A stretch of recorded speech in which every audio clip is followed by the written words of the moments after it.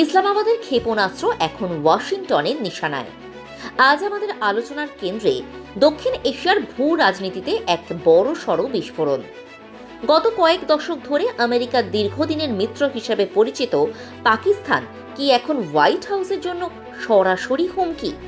ওয়াশিংটনের capital hill থেকে আসা সাম্প্রতিক রিপোর্ট অন্তত সেই ইঙ্গিতই দিচ্ছে। মার্কিন জাতীয় গোয়েন্দা পরিচালক বা ডিএনআই তুলসি গাবার্ড 2026 সালের অ্যানুয়াল থ্রেট অ্যাসেসমেন্ট বা বার্ষিক হুমকি রিপোর্ট পেশ করেছেন।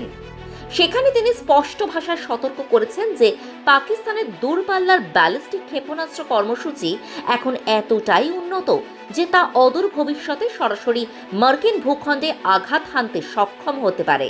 পাকিস্তান এখন আর কেবল আঞ্চলিক শক্তি নয়, বরং রাশিয়া, চীন, উত্তর কোরিয়া ও ইরানের মতো আমেরিকার জন্য পারমাণবিক মাথা ব্যথার অন্যতম কারণ হয়ে দাঁড়িয়েছে।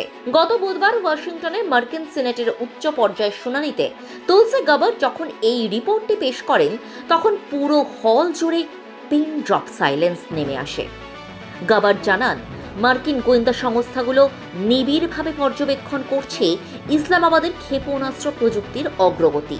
রিপোর্টে দাবি করা হয়েছে, পাকিস্তান বর্তমানে এমন সব উন্নত ডেলিভারি সিস্টেম বা ক্ষেপণাস্ত্র বহনকারী প্রযুক্তি নিয়ে গবেষণা করছে যা কেবল ভারতের বিরুদ্ধে নয়, বরং বিশ্বের যে কোনো প্রান্তে আঘাত হানার ক্ষমতা রাখে। সবচেয়ে আশঙ্কার কথা হলো, গাবার্ড পাকিস্তানকে সরাসরি রাশিয়া, চীন, উত্তর কোরিয়া এবং ইরানের মতো দেশের কাতারে রেখেছেন। মার্কিন গোয়েন্দাদের মতে এই 5টি দেশ সম্মিলিতভাবে 2035 সালের মধ্যে তাদের ক্ষেপণাস্ত্রের সংখ্যা 16,000-এ নিয়ে যেতে পারে, যা বর্তমানের 3,000-এর তুলনায় প্রায় 5 গুণ বেশি। পাকিস্তান তাদের ইন্টারকন্টিনেন্টাল ব্যালিস্টিক মিসাইল বা ICBM তৈরি চূড়ান্ত পর্যায়ে রয়েছে বলে ধারণা করা হচ্ছে। পাকিস্তানের বর্তমান ক্ষেপণাস্ত্রগুলোর পাল্লা দক্ষিণ এশিয়ার গণ্ডি ছাড়িয়ে এখন প্রশান্ত মহাসাগরীয় অঞ্চল পর্যন্ত বিস্তৃত হতে পারে। পাকিস্তান এখন একটি ক্ষেপণাস্ত্রের মাধ্যমেই একাধিক পারমাণবিক বোমা বা ওয়ারহেড বিভিন্ন লক্ষ্যবস্তুতে নিক্ষেপ করতে সক্ষম।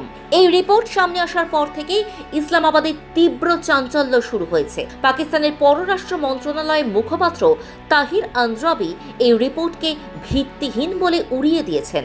ইসলামাবাদের দাবি, তাদের পারমাণবিক শক্তি কেবল আত্মরক্ষার জন্য এবং এটি ভারতের আগ্রাসন রুখতে একটি কৌশলগত হাতিয়ার মাত্র। আমেরিকার কোনো ক্ষতি করার পরিকল্পনা তাদের নেই।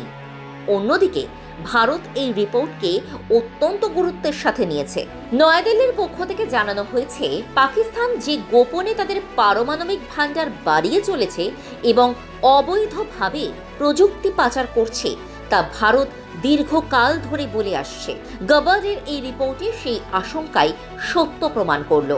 রিপোর্টে কেবল ক্ষেপণাস্ত্রে সীমাবদ্ধ নয়, এতে পাকিস্তান আফগানিস্তান সীমান্তে উত্তেজনার কথাও উল্লেখ করা হয়েছে। 2026 সালের শুরুর দিকে তালিবান ও পাক সেনাবাহিনীর মধ্যে যে রক্তক্ষয়ী সংঘর্ষ হয়েছে তা দক্ষিণ এশিয়ার পরমাণু যুদ্ধের ঝুঁকি বাড়িয়ে দিয়েছে। গাবার্ডের রিপোর্টে বলা হয়েছে, পাকিস্তানের রাজনৈতিক অস্থিরতা এবং সেনাবাহিনীর উপর নিয়ন্ত্রণ শিথিল হওয়া বড় বিপদের সংকেত। যদি কোনো উগ্রপন্থী গোষ্ঠী এই দীর্ঘ পাল্লার ক্ষেপণাস্ত্রের নিয়ন্ত্রণ পেয়ে যায়, তবে তা হবে বর্তমান বিশ্বের সবচেয়ে বড় বিপর্যয়। তুলসি গাবার্ডের এই বার্ষিক হুমকি রিপোর্ট বিশ্ব রাজনীতিতে নতুন মেরুকরণ তৈরি করতে চলেছে।